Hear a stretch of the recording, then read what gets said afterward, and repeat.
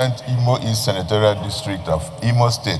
Mr. President, let me first of all commend the chairman of the Health Committee for this bill. Very, very important bill, very well presented, articulately presented by the chairman of the committee. Mr. President, I consider the investment, domestic investment in the health sector very important, very, very critical to our development. This will enhance our primary health care system, encourage universal health coverage. Mr. President, health is too serious to be left to Nigerians, especially in the face of poverty. In a lot of the developed and developing world, especially the developed world, I know in Canada, healthcare is essentially a government thing. You hardly find private hospitals. That shows you that this sector, this area, is too important to be left to the individuals, especially in poor countries like Nigeria. Mr. President, today, we have a situation where citizens and our constituents resort to quacks, resort to prayer houses. Mr. President, I want to also say clearly that I believe in the efficacy of prayers. But in what is happening today, our people are driven out of poverty to these prayer houses in issues that can be handled, especially at the primary health care level.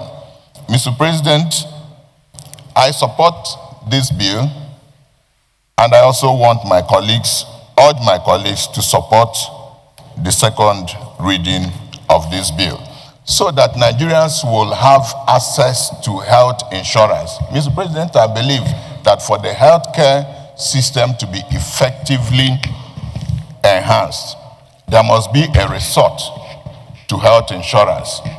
And our people must also have the benefit of federal government health programs to address health issues.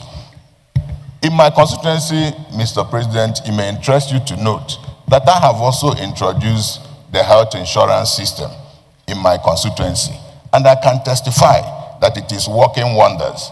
In my state, the health insurance is also working.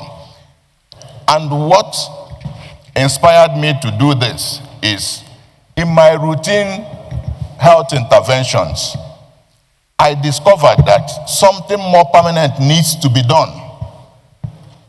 We go to our various constituencies, we organize medical outreach, we give people medication for high blood pressure and for some of the ailments. At the end of the day, sometimes I sit back to think, what happens to these people by the time we go back? Because you give them medication to last them for about 2 or 3 weeks. What happens after that? Something more permanent needs to be done, Mr. President, and it needs legislative intervention so that we will give them access to health insurance.